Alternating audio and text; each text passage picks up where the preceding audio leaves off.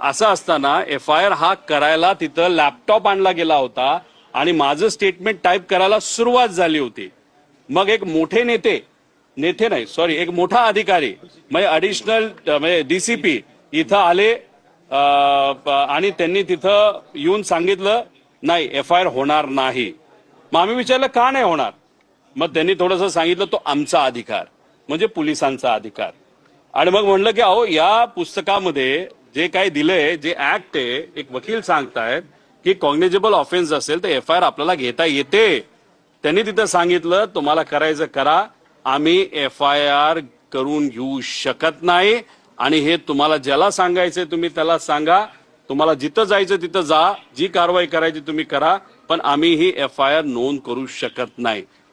मग दुर्दैव असं या देशातला नागरिक म्हणून आमचा जो अधिकार आहे तोच आम्हाला वापरून दिला जात नाही. मग कोणाचा असा फोन आला या मोठ्या DCPला की ज्याच्यामुळे ते FIR करून देत नाहीत. आता याच्यामध्ये हा आमचा